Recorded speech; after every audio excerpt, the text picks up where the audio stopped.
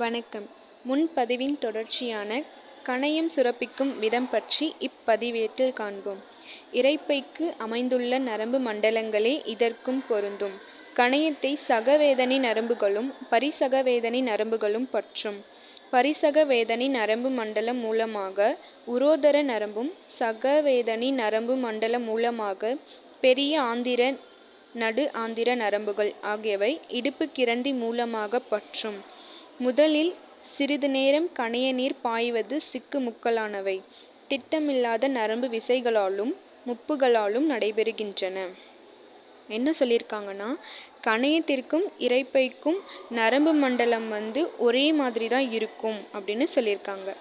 கணையத்தை பொறுத்த வரைக்கும் சகவேதனை நரம்புகளும் பரிசகவேதனை நரம்புகளும்.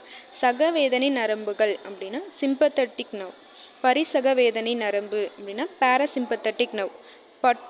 பற்றுவாய் அப்படின்னா நம்ம இன்சர்ஷன் அப்படின்னு சொல்லியிருப்போம். இப்போ பரிசகவேதனை நரம்பு மண்டலம் மூலமாக பேராசிம்பத்தட்டிக் மூலமாக உரோதர நரம்புனா வேகஸ் நர்வு சொல்லுவோம். வேகஸ் நர்வும் சகவேதனை நரம்பு மண்டலம் மூலமாக பெரிய ஆந்திர நடு ஆந்திர நரம்புகளும். சிம்பத்தட்டிக் மூலமாக splanchnic nerve and medial splanchnic nerve, great splanchnic nerve and medial splanchnic nerve.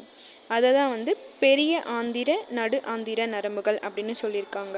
இந்த ரெண்டு நரம்புகளும் என்ன பண்ணுன்னா இடுப்பு கிரந்தி மூலமாக பற்றும். இடுப்பு கிரந்தி அப்படின்னா லம்பார் கேஸ்ட்ரிக் ஃப்ளெக்ஸஸ் மூலமாக இன்சர்ட் ஆகும். பற்றும்னா ஆல்ரெடி பார்த்தோம்ல, இன்சர்ஷன் அப்படின்னு சொல்லியிருக்காங்க. இப்போது ஆரம்பத்தில் கணைய நீர் பாயிறது ஒரு சிக்கு முக்கலானதாக இருக்கும். திட்டமில்லாத நரம்பு விசை அப்படின்னா பேராசிம்பத்தட்டிக்கை சொல்லுவாங்க. முப்புகளாலும் நடைபெறுகின்றன. இன்னொரு படித்து காட்டுறேன். முதலில் சிறிது நேரம் கணைய நீர் பாய்வது சிக்கு முக்கலானவைகள் திட்டமில்லாத நரம்பு விசைகளாலும் முப்புகளாலும் நடைபெறுகின்றன.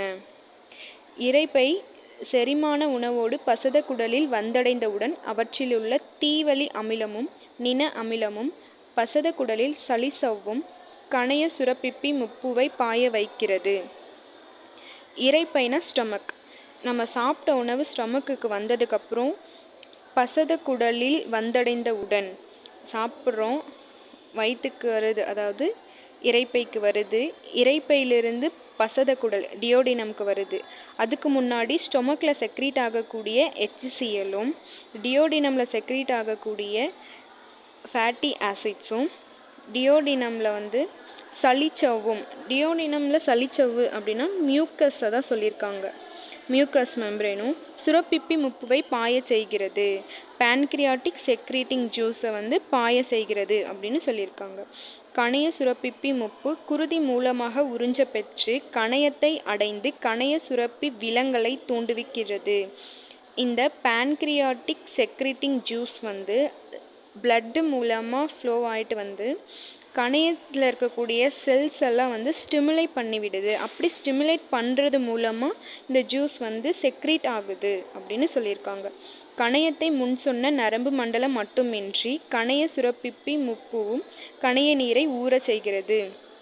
கணையத்தில் நரம்புகள் மட்டும் இந்த ஜூஸை செக்ரீட் பண்ணுறது கிடையாது.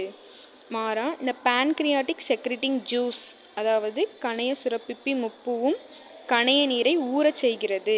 கணைய நீர்னா என்ன பார்த்தோம்? Pancreatic juice.